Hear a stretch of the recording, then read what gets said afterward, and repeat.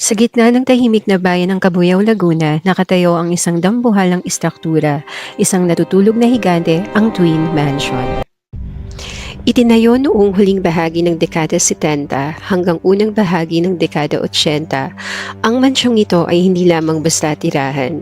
Ayon sa mga tala ng kasaysayan, ito ay nagsilbing isang engrandeng regalo mula sa dating pinuno ng bansa para sa kanyang may bahay bilang pagkilala sa kanilang anibersaryo at bilang simbolo ng kanilang pagmamahalan.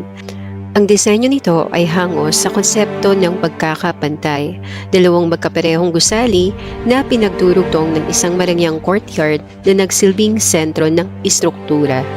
Ang loob nito ay parang isang museo, puno ng mga mamahaling chandelier, mga antikong gamit mula sa Europa at mga painting na gawa ng mga tanyag na masters sa sining. Ito ang naging sentro ng mga pagtitipon ng mga elite at makapangyarihang tao sa lipunan noon. Ngunit ang ningning na regalong ito ay mabilis na naglaho.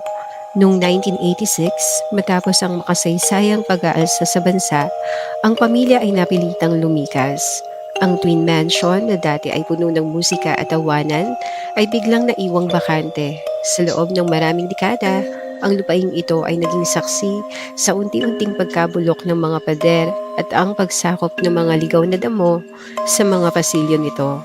Ang simbolo ng pag-ibig at kapangyarihan ay naging isang madilim na monumento ng nakaraan. Sinasabing ang bawat pader ay may tenga at ang bawat lumang gusali ay may memorya.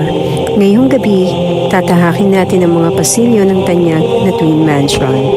Hindi lang itong simpleng pagbisita sa isang abandonadong arkitektura.